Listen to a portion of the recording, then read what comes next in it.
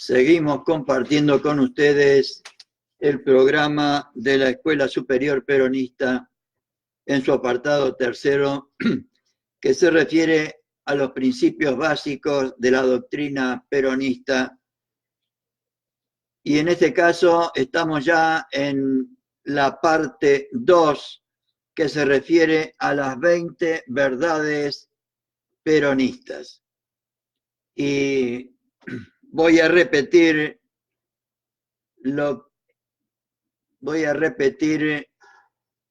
la iniciación que hizo el general Perón el 17 de octubre de 1950 al presentar las verdades peronistas. Y nos dijo lo siguiente: estas son las 20 verdades fundamentales del justicialismo peronista.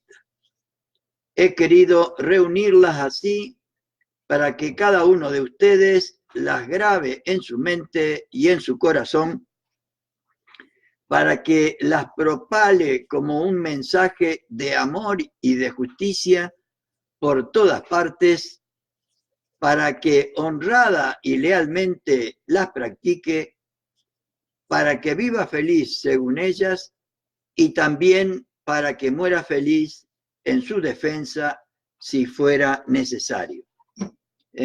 Un mensaje clarito del general Perón sobre lo que deberíamos hacer nosotros, los peronistas, con estas 20 verdades o 20 sugerencias que nos hace el general Perón como consecuencia de su experiencia política.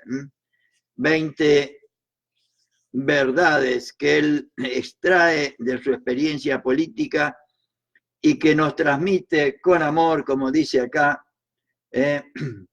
para que la propale como un mensaje de amor y de justicia por todas partes, de manera que nos sirvan de guía y orientación en la acción política para ser cada día mejores.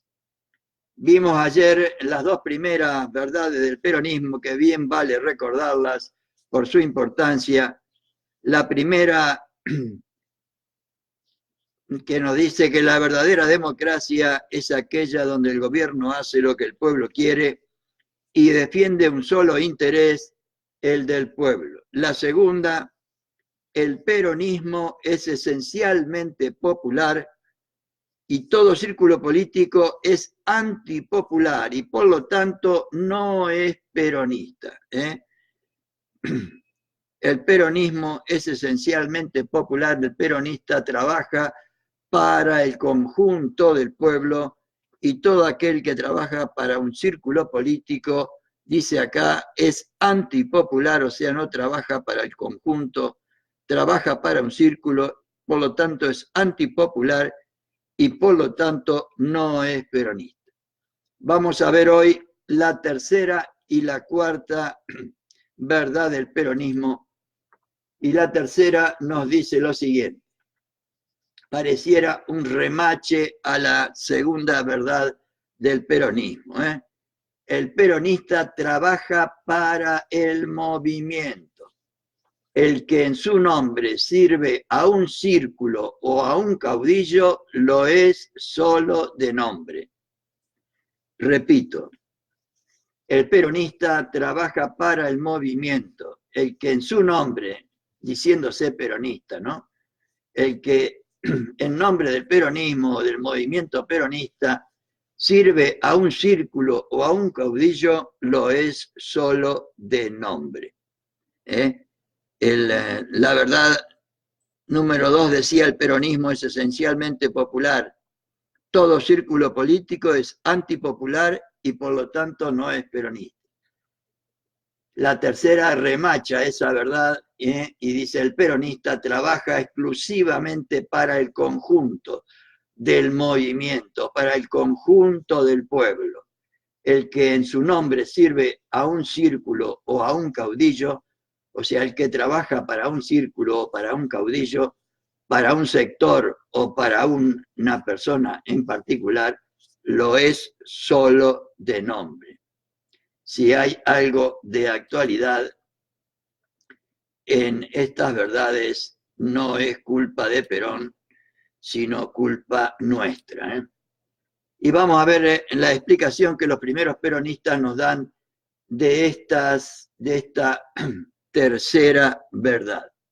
En números anteriores nos dicen, nos hemos ya ocupado de establecer con toda claridad el significado de las dos primeras verdades peronistas, que compartimos ayer. En consecuencia, peronismo, círculos políticos, pueblo son ya para nosotros términos familiares que nos permiten, sin necesidad de aclaraciones previas, explicar el contenido de la tercera verdad.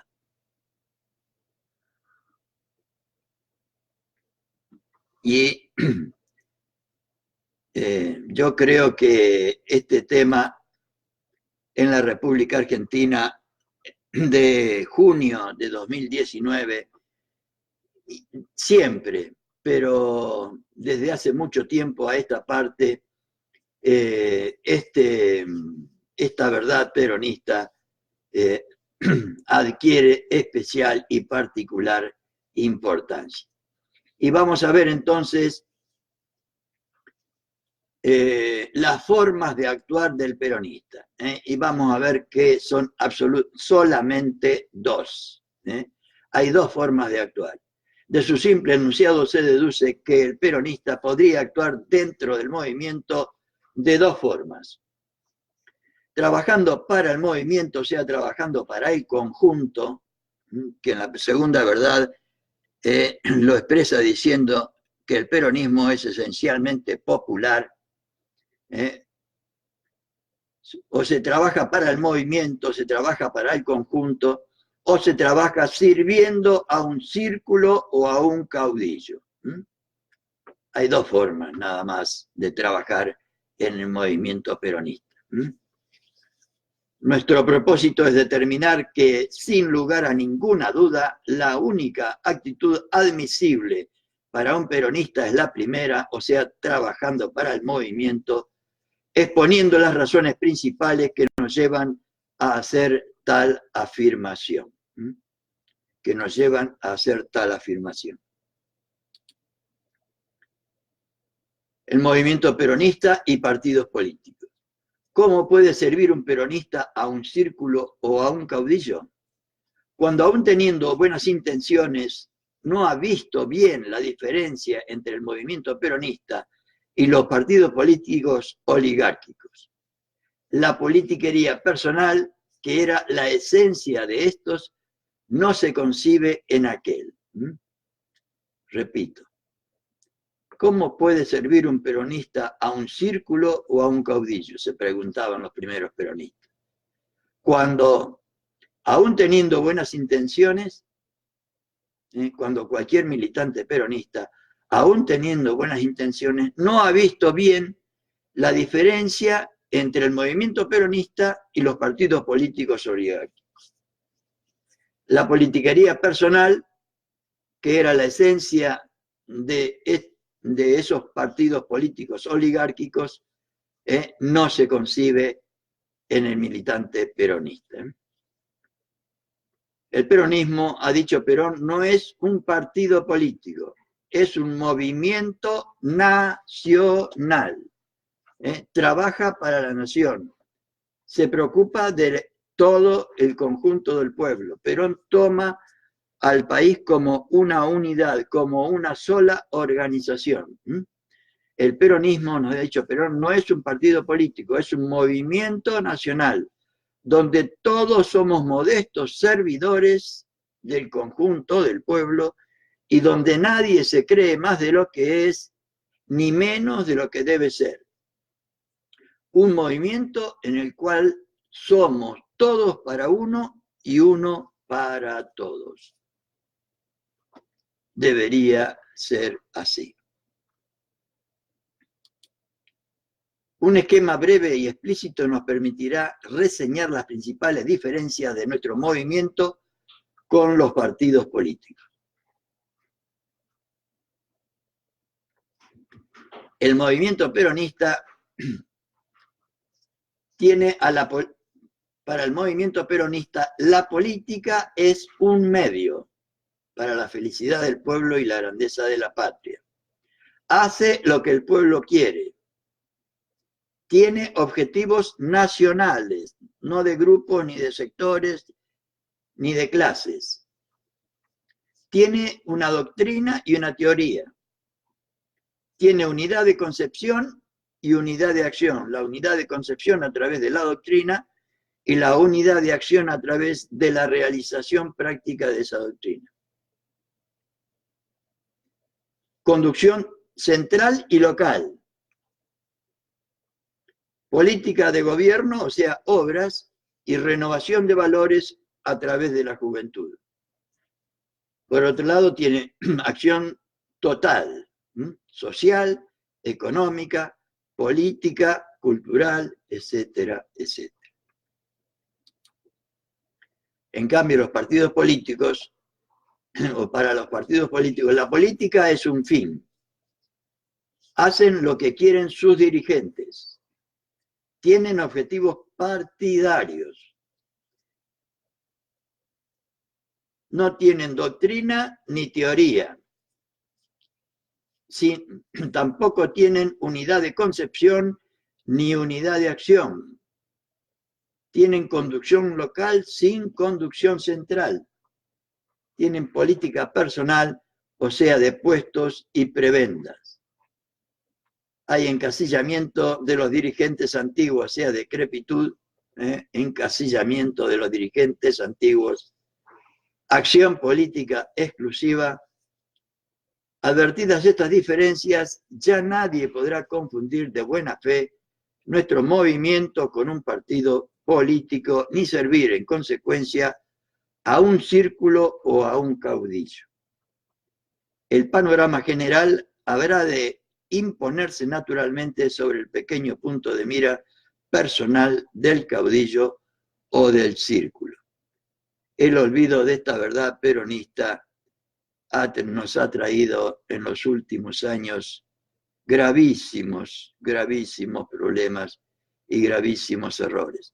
Por otro lado, creo yo, como decía en el primer párrafo, con la introducción que hacía Perón, creo que estas verdades peronistas son las que Perón hizo basándola en su extraordinaria experiencia política, una síntesis de su extraordinaria experiencia política. Y así como en la primera verdad nos plantea que la verdadera democracia es aquella donde el gobierno hace lo que el pueblo quiere y defiende un solo interés, que es el pueblo. O sea, nos plantea como primera tarea hacer lo que el pueblo quiere, o sea, hacerlo y trabajar para el conjunto del pueblo, defender un solo interés, el del conjunto del pueblo. En la segunda y la tercera nos dice que no debemos trabajar ni para un caudillo, ni para un círculo, ni para un sector, sino para el movimiento, o sea, para el conjunto de la nación. Porque al movimiento lo entendemos como nacional, como nacional. Cuando se tienen intenciones egoístas, que lamentablemente truncan la única posibilidad que tienen los pueblos de poder enfrentar a los poderes económicos, financieros, nacionales e internacionales. Distinta es la situación de quienes llegan al movimiento en procura de situaciones personales. Claro que estos son peronistas solo de nombre, porque lo único que pretenden es lucrar en su propio beneficio. ¿Cuántos? ¿Cuántos? De aquí la tendencia a la formación de trenzas o círculos con el objeto de copar las posiciones directivas y desde allí efectuar una campaña de interés personal. El círculo puede ser personal o sectario. Círculos personales. El círculo personal, el que se forma alrededor de un caudillo, no tiene otro fundamento que esa influencia directa del cacique, basado en la obsecuencia y el servilismo más grosero. Este se va poco a poco rodeando de un núcleo de amigos, entre comillas, que se van convirtiendo en sus guardaespaldas y acompañantes forzosos. El caudillo los acomoda a medida que progresa en su carrera política. Acomoda entre comillas y carrera política entre comillas también, ¿eh? ¿Cuánto hemos caído en esto, no? ¿Cuánto hemos caído? Por eso el que sirve de tal modo a un caudillo comienza por atribuirle a él, o sea, al caudillo, y no al movimiento, los éxitos logrados, siendo que nadie en el movimiento puede atribuirse éxitos que no los obtendría fuera de él, o sea, fuera del movimiento. Siendo que nadie en el movimiento puede atribuirse éxitos que no los obtendría fuera del movimiento. ¿Cuántos han obtenido éxitos a través del movimiento y después lo han utilizado en beneficio personal o de grupos? Luego sostiene que el caudillo arrastraría a la gente a cualquier parte, incluso a un partido político, y termina usando cualquier procedimiento para cumplir sus ambiciones. La calumnia, el desprestigio de otros peronistas, la soberbia, etcétera, etcétera, etcétera. ¿Cuánto se conoce de esto, compañeras y compañeros? Son infinitas las formas en que un peronista puede servir a un caudillo, ¿eh? Ninguna es digna, nos explican los primeros peronistas. Los círculos sectarios. Los círculos sectarios están formados por peronistas que se envanecen de tener ideas propias dentro del movimiento. Cuando en el peronismo tenemos una doctrina, una causa, un ideal del conjunto que tiene como finalidad suprema alcanzar la felicidad del pueblo y la grandeza de la patria a través de la justicia social, la independencia económica, la soberanía política, tratando de armonizar siempre los valores materiales con los valores espirituales. Hay algunos que tienen ideas propias contrarias a esa finalidad compartida por el conjunto del movimiento peronista. Con ello lo único que consiguen es entorpecer su marcha, o sea, la marcha del movimiento, ya que el movimiento no solo debe contar con una pujante unidad de acción, sino también con una sólida unidad de concepción, y por eso y para eso Perón fundamentalmente propuso una doctrina, un proyecto político. Aún más, y el concepto ha sido repetido muchas veces por el general Perón, solo la unidad de concepción conduce a la unidad de acción. Repito, solo la unidad de concepción conduce a la unidad de acción. Estas ideas propias, que son que no son otra cosa que viejos prejuicios oligárquicos o resabios de las concepciones de las minorías selectas, entre comillas. Es fácil reconocer cuando un peronista sirve a un círculo sectario, porque atribuye a su círculo y no al movimiento los éxitos obtenidos, porque piensa que el círculo haría mejor las cosas que el movimiento, porque no vacila en desprestigiar los principios del movimiento cuando ello es preciso para sostener los principios del círculo. O sea, antepone el círculo al movimiento, al conjunto, cosa que Perón y Evita anatematizaron. ¿Cómo puedo decir? El anatema es una palabra difícil, pero criticaron severamente. La indignidad de servir a un círculo o a un caudillo. Se ha puesto de manifiesto la indignidad que significa para un peronista servir a un círculo o a un caudillo. Es una forma de esclavitud y la especie más baja y rastrera del servilismo. También puede significar en muchos casos una verdadera traición al movimiento y por lo tanto a la patria, porque el movimiento es nacional, pretende ser nacional. Todo lo que hacemos es para el conjunto del pueblo argentino. Este es el motivo porque los caudillos y los circulistas van siendo eliminados, paulatinamente del movimiento por la gravitación natural del pueblo peronista y su conciencia social que desea cada vez con mayor decisión dirigentes que sean honrados y leales peronistas. Se ve que los compañeros del año 54-55 lo habían logrado.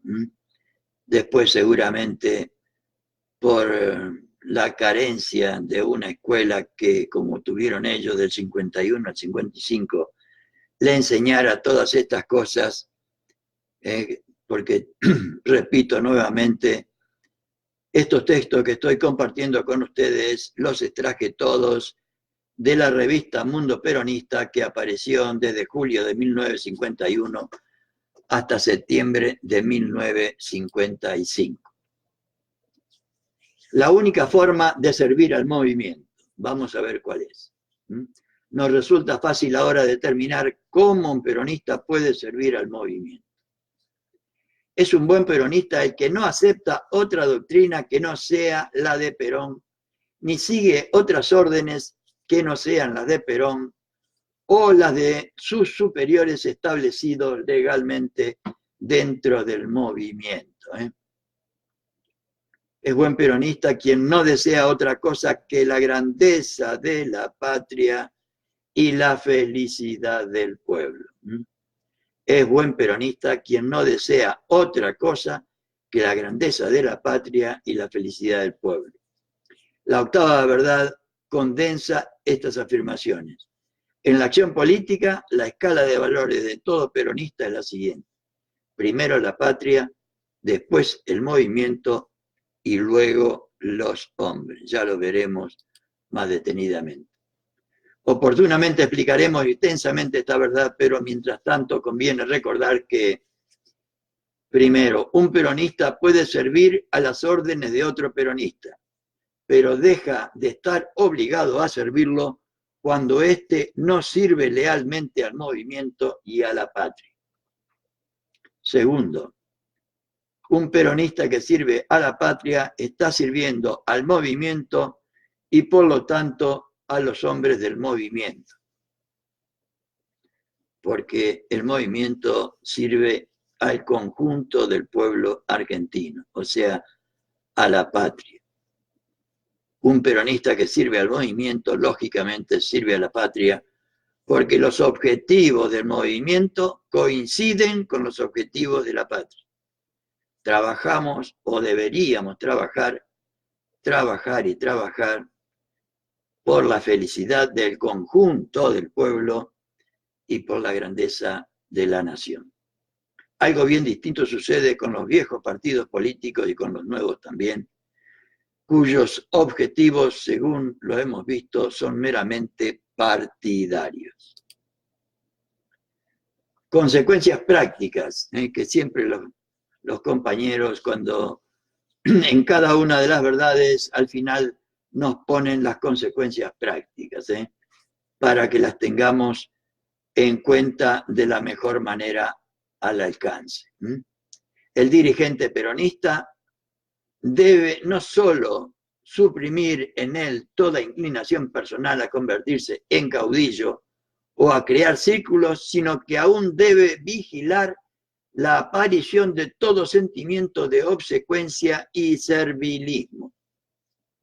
Nadie se hace caudillo por imperativo de quienes lo rodean. Es una vieja mentira criolla aquella clásica del caudillo, me debo a mis amigos. El peronista se debe al conjunto del pueblo argentino. El que se hace caudillo es porque él ha querido, ha permitido o por lo menos ha tolerado que lo hagan caudillo. El mejor remedio para el vicio de servir a un caudillo o a un círculo es trabajar para el movimiento nacional y popular, para el conjunto del pueblo argentino.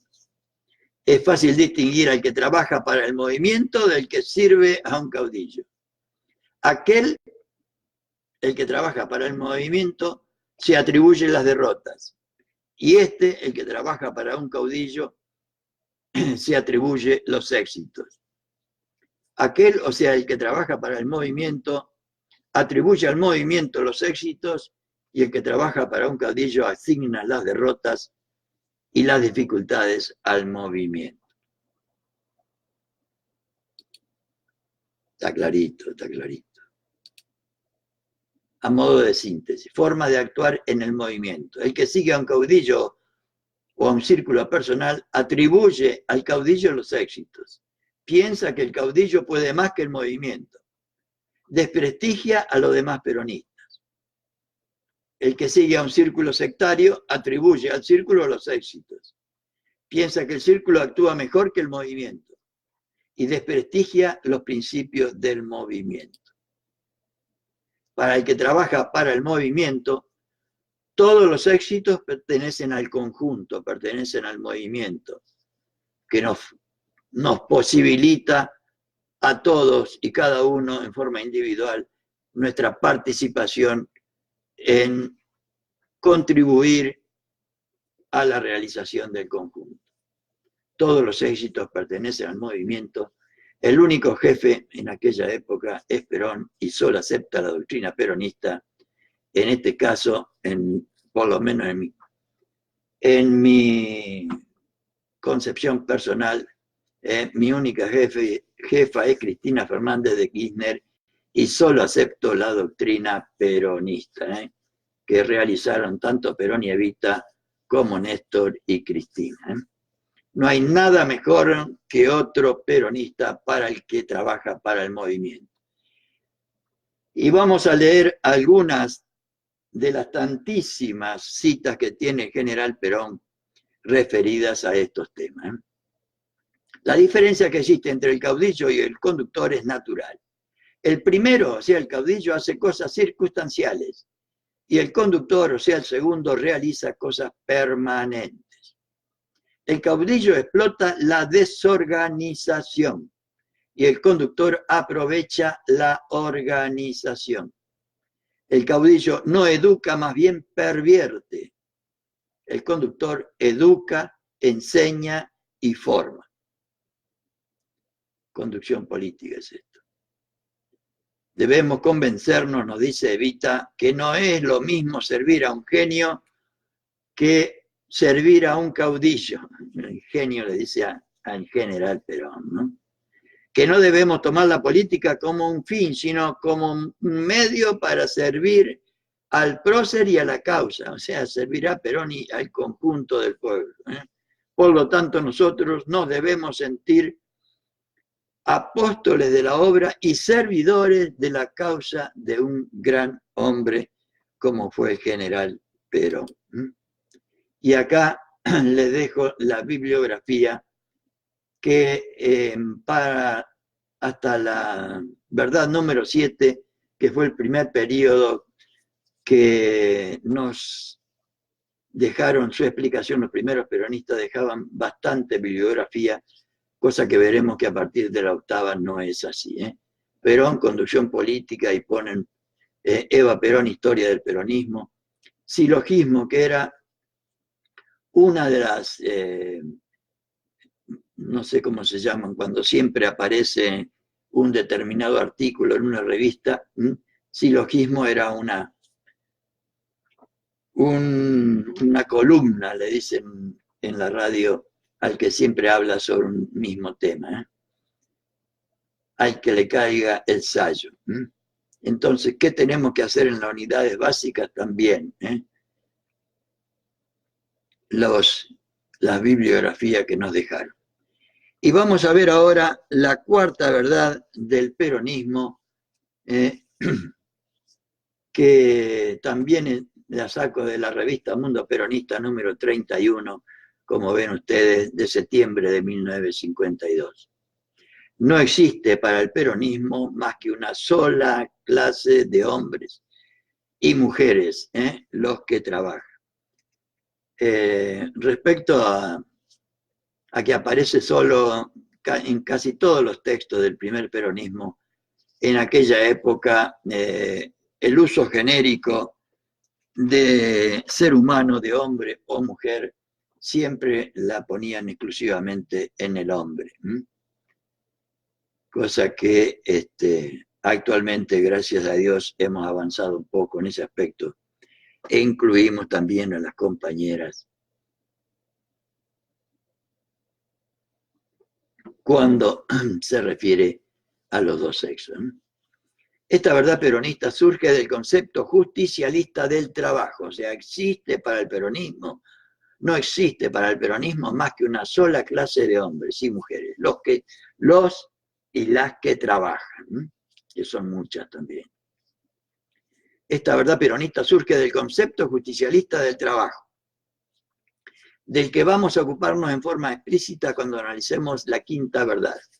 Mientras tanto, la quinta verdad que dice que en la nueva Argentina el trabajo es un derecho que crea la dignidad del hombre y es un deber porque es justo que cada uno produzca por lo menos lo que consume, la quinta verdad. Mientras tanto, el tema presente nos permite ahondar el concepto de clase dentro de la doctrina peronista, contraponiéndolo a las concepciones del capitalismo y del colectivismo. Asimismo, y como la doctrina peronista es una doctrina simple pero orgánica, en la que todo se encuentra íntimamente relacionado, conviene tener presente las lecciones anteriores, especialmente las que se refieren a la primera y segunda verdad peronista.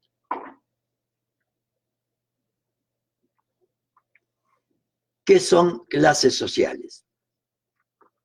Y en este tema no voy a agregar nada o sea, es lo que pensaban los primeros peronistas y lo dejo tal cual está ahí.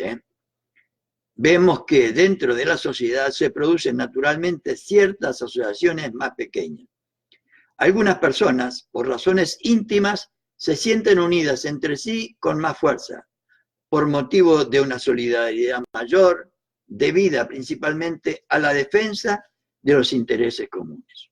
Se habla así de una clase obrera, de una clase patronal, etcétera, etcétera. Históricamente, estas clases siempre fueron clases cerradas, o sea, castas. La clase predominante impedía que las más bajas llegaran a las altas posiciones que ellas ocupaban. Tanto en la antigüedad como en los tiempos modernos, hubo una clase dominante y otras dominadas, y de ninguna forma podía quebrantarse esta división. O por lo menos es el concepto que muchos tienen de que algunos pertenecen a una determinada clase y otros a otra. Por supuesto, una superior y otra inferior. No había un objetivo común. Repito de nuevo. Tanto en la antigüedad como en los tiempos modernos, hubo una clase dominante y otra dominada. Y de ninguna forma podía quebrantarse esta división de dominante y dominado. No había un objetivo común, superior, nacional, que las uniera y dejara de lado los egoísmos particulares. Repito, no había un objetivo común, superior y nacional, como tiene el peronismo, que las uniera y dejara de lado los egoísmos particulares. Solo primaban los intereses de la clase dominante e interesada por sobre todas las cosas en conservar su primacía, como sucede en este momento con los cipayos y vendepatria que nos gobiernan. Y vamos a ver, según los primeros peronistas, la concepción capitalista. La concepción capitalista. Aunque el capitalismo es simplemente una doctrina económica y no cuenta, por ello, con principios directamente sociales, sus consecuencias han determinado la creación del hondo problema social contemporáneo. La literatura capitalista no nos da expresamente su concepto de clase, pero podemos recurrir a la concepción individualista. Es un hecho histórico que el capitalismo nació de esta concepción. El individualismo defiende la concurrencia libre, concurrencia entre comillas, libre de las clases como de los individuos, aceptando que existen naturalmente varias clases en la sociedad y que la armonía entre ellas vendrá por el camino de la expansión libre. Concede a las clases, lo mismo que a los hombres, libertad política y procura intervenir lo menos posible en su vida, sosteniendo que hay leyes naturales que rigen el movimiento armónico de la sociedad.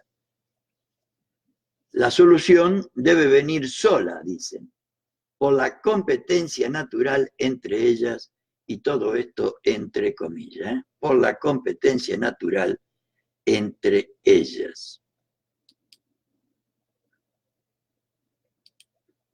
En la práctica, lo que sucede es que domina la clase que, de acuerdo con las condiciones existentes, o sea, régimen de absoluta libertad, puede dominar efectivamente. Repito, en la práctica lo que sucede es que domina la clase que, de acuerdo con las condiciones existentes, puede dominar efectivamente. Como en un régimen capitalista la dominación se efectúa por el dinero, la clase dominante es la de los adinerados, como nos pasa en la República Argentina desde 2015 a 2019. Vamos a ver la concepción comunista de acuerdo a las ideas de los primeros peronistas. La concepción individualista no condujo a la armonía, sino a la explotación de la clase trabajadora por la clase capitalista. Es así nomás. Como reacción contra esta explotación surgió una nueva doctrina, el socialismo y su forma actual, el comunismo. Siempre recuerdo que en aquella época el comunismo en Argentina era internacionalista y apoyaba al imperialismo soviético que existía en ese momento, cosa que en este momento no es así. Sostienen, digo en su mayoría, sostienen las doctrinas socialistas que las clases van eliminándose entre sí por la lucha, triunfando por selección la más fuerte, y que el triunfo de la clase más fuerte es lo más justo. Como según la doctrina marxista el proletariado es la clase más fuerte, lo justo es que ésta se imponga y domine como una sola clase.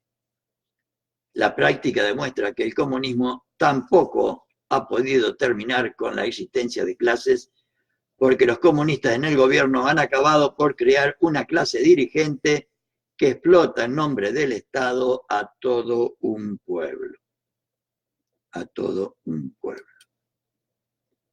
Y vamos a ver ahora la concepción peronista, que es la que verdaderamente nos debería interesar sin olvidar y sin dejar de tener en cuenta a las otras.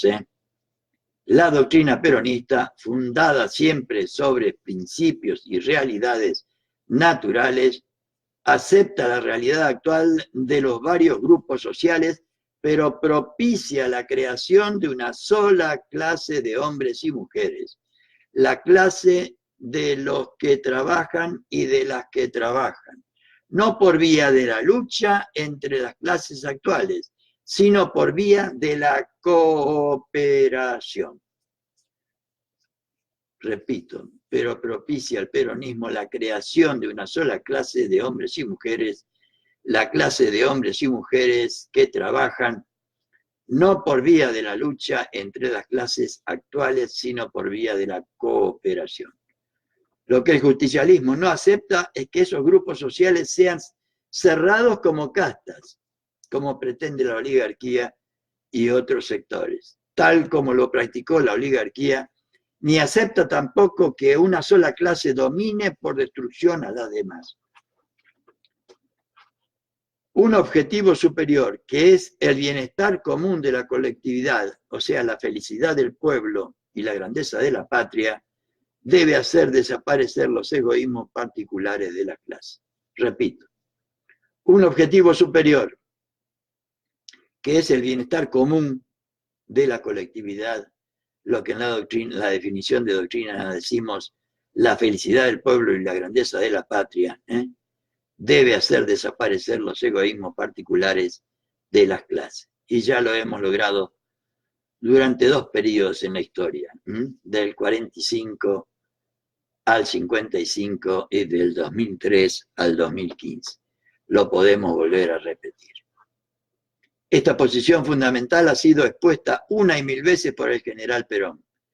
Desde sus primeros discursos al frente de la Secretaría de Trabajo y Previsión, insistía sobre la necesidad de llegar a una colaboración entre los grupos sociales, eliminando la lucha de clases, eliminando la lucha de clases. Y lo dijo de las siguientes maneras, de las siguientes maneras. En 1944 nos dijo, la división de clases ha sido creada para la lucha, pero la lucha es destrucción de valores, siempre lo dice el general. Nosotros, en cambio, pensamos aprovechar esa división de clases para asegurar una colaboración nacional en la que cada uno ponga de su parte su esfuerzo, su abnegación y su sacrificio para el bien común, que es el bien de la patria.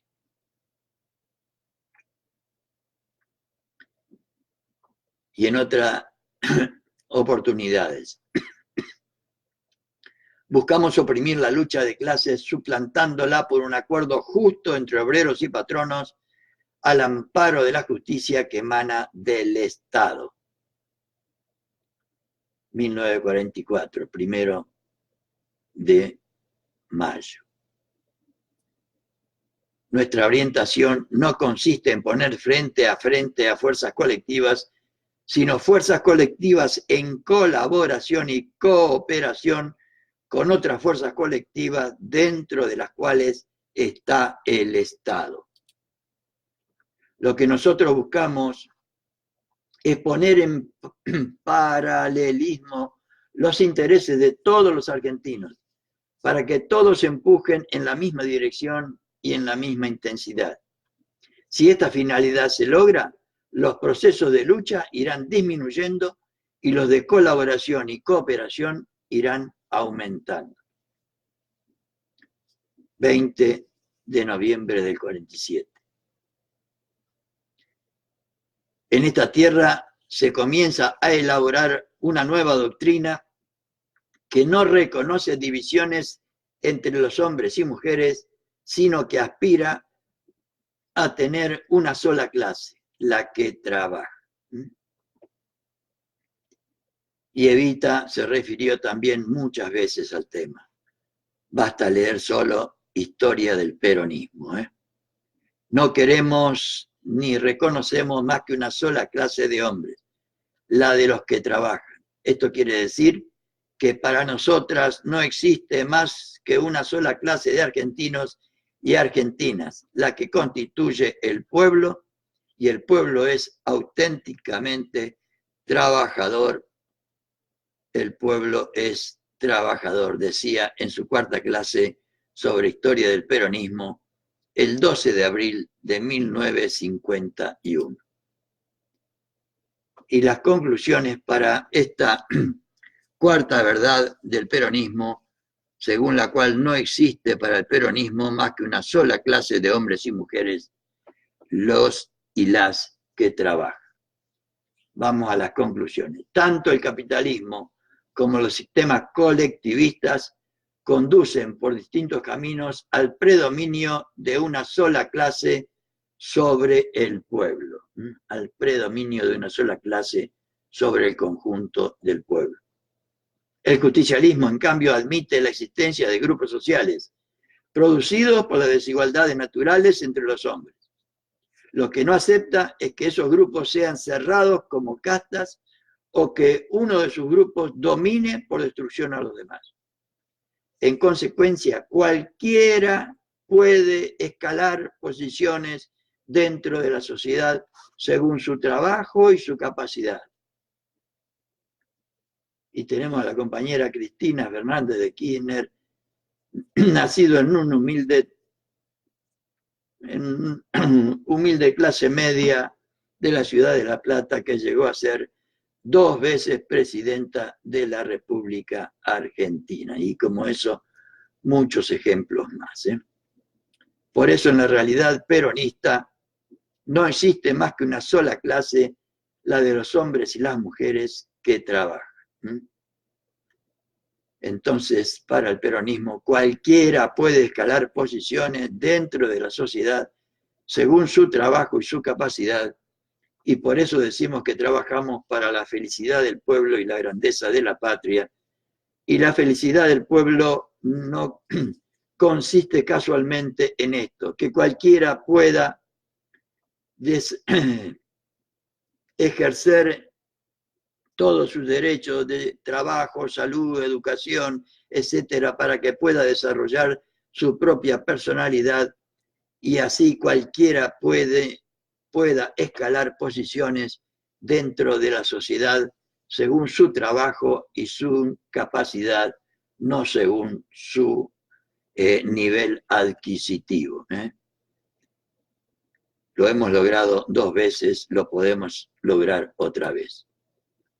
En resumen, las clases sociales en el capitalismo, en la teoría, hay concurrencia libre de todas las clases. En la práctica, predominio de una sola clase, la de los capitalistas. Es así, ¿no?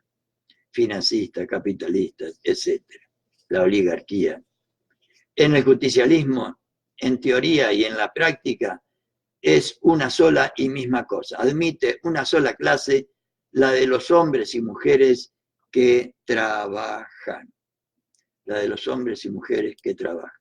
En el colectivismo, en la teoría, debe predominar la clase proletaria por ser la más numerosa en base a una selección natural, la lucha de clases. En la práctica, predominio de una sola clase, las de los dirigentes bolcheviques en la antigua Unión Soviética.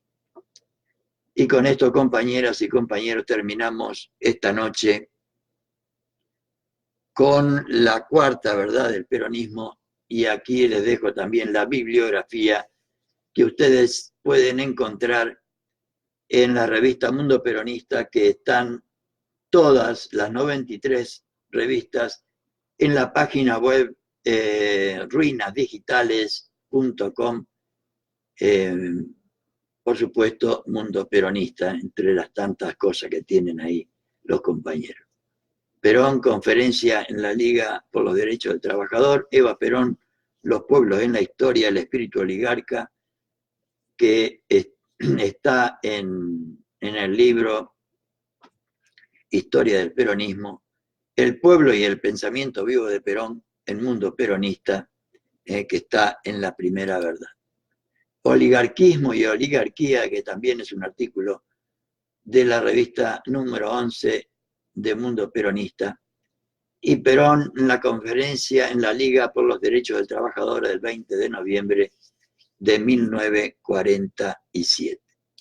Con esto, compañeras y compañeros, no antes, sin recordarles de nuevo esta maravillosa síntesis que nos hace el general. Estas son las 20 verdades fundamentales del justicialismo peronista. He querido reunirlas así para que cada uno de ustedes, cada una y cada uno de ustedes las grabe en su mente y en su corazón. para que las propale como un mensaje de amor y de justicia por todas partes, para que honrada y lealmente las practique, para que viva feliz según ellas y también para que muera feliz en su defensa si fuera necesario. Ojalá ayude con esta colaboración que hago para la mejor comprensión de la doctrina peronista, para que esto que nos propone el general Perón sea realidad en todos y todas los que me escuchan. Muy buenas noches, compañeros y compañeras, ciudadanas y ciudadanos.